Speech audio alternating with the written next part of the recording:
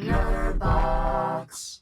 The MCU has a way of taking characters that, as a kid, I could care less about and make me tingle down to my toes with entertainment and excitement as an adult.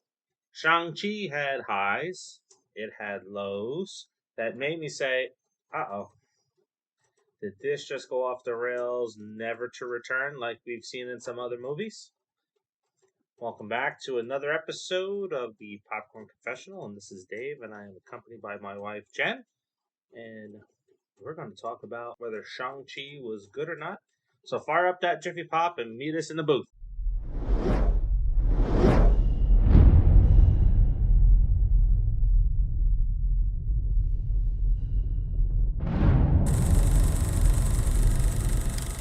A few years after his mother's death, Shang-Chi fled to America on his own when he was a teenager and has lived a carefree life with his best friend Katie into adulthood. However, one day, he's forced to confront his past when a group of assassins sent by his father confront him.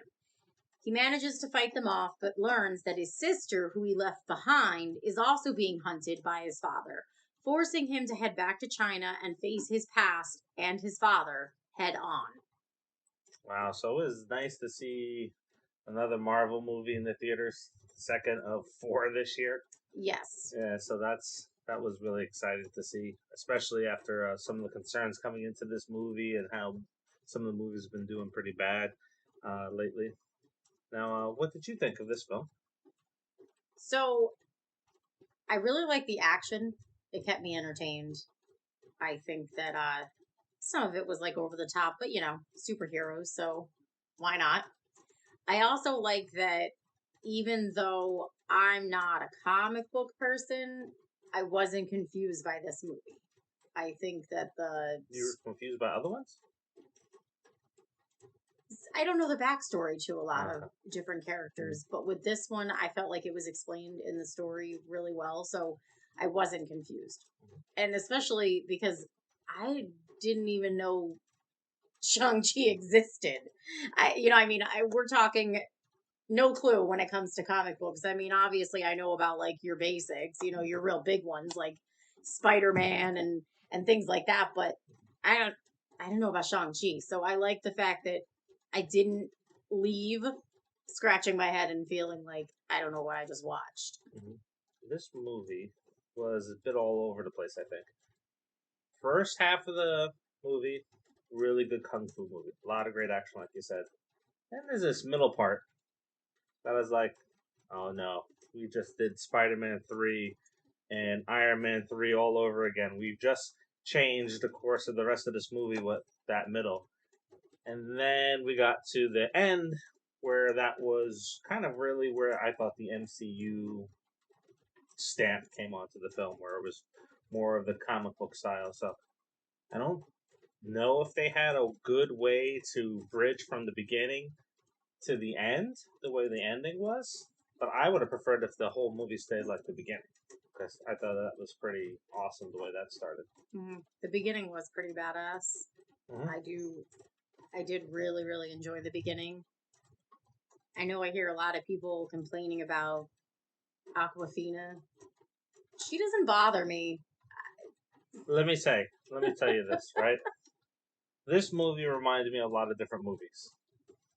Old Boy, it reminded me of Speed. I saw some Rush Hour 2 in there. I saw some Never Ending Story. And Aquafina, that's like Chris Tucker. Her part. Her part was like Chris Tucker in this movie. Exactly. That's kind of where I knew that's where you were going when you said like Rush Hour. That's how I feel like she was. I mean, Chris Tucker was completely loud and obnoxious, and I feel like Aquafina was meant to be that way. But I thought that their chemistry was really good, and I laughed. And for some reason, it kind of felt like Jackie Chan's aura was around this film too. Yeah.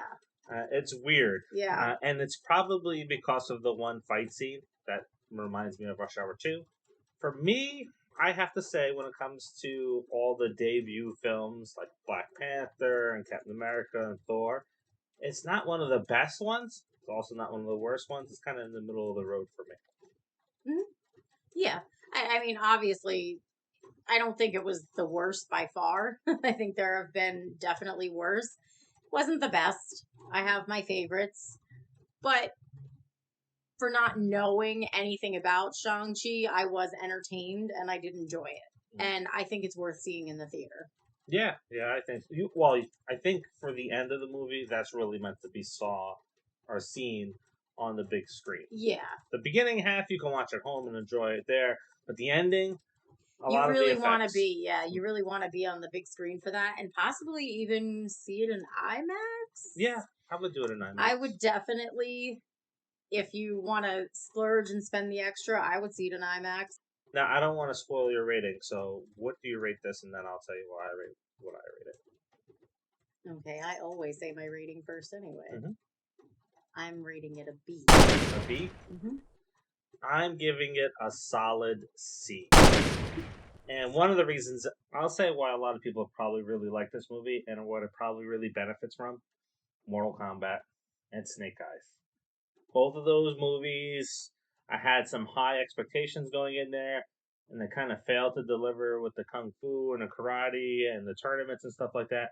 And here we have Shang-Chi that comes in next, and it's a better movie, not maybe too much better than those other two films, but I think it's like, oh, finally, I'm getting what I expected. Mm-hmm. Yeah, I agree. And I think there's an equal amount of bad and good in this film because one of the things that lacked was a good villain. It was more kind of Greek mythology when it came to a villain in this film. And there is a subplot with another villain that I think is out there. Well, I was going to say, I don't necessarily think that the villain is who we think the villain is. I think it's someone else. Yeah, and I'm really excited, and I hope that they do something with it and they don't pull the Adam Warlock because this ties into the after credits. And if you guys remember Adam Warlock, they introduced him at the end credit scene and never did a damn thing with it. So they have the potential to screw this up if they don't do anything with the possible real villain of this movie. Yeah, I'll say I found it interesting that at the end of the credits, it didn't say Shang-Chi will return. It said the Legend of the Ten Rings will return. Yeah. So I think that may tie into that villain. Yeah, I think so too. That's why I kind of made that conclusion that I don't think that the villain is who we think the villain is, and I don't think that it's who you think it is either when you go into the movie. It's not the real villain. No, I think it was, again, for the solid C. I think a lot of things were kind of pushed together. I think they try to force this character on us a little bit. I'm excited to see where he goes, but I don't think he'll be able to lead that many films if it keeps it up at the way they delivered the story. Mm-hmm. So not a new lead for the next new Avengers crew coming out of this movie. So like, subscribe, turn on the notifications, and comment. Let us know what you thought. Let us know if you're going to see it in the theater or if you're going to watch it at home and why. And let us know if you liked it and why or why not, if you did or didn't like it.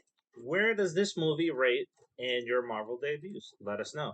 For me, it's definitely better than Thor. It's better than Captain America, though Captain America has gone up since we've seen the entire arc of his story. Mm-hmm. So where does it rank? Where does it rank in all of the Marvel movies that have come out? And until the next, see ya. See ya.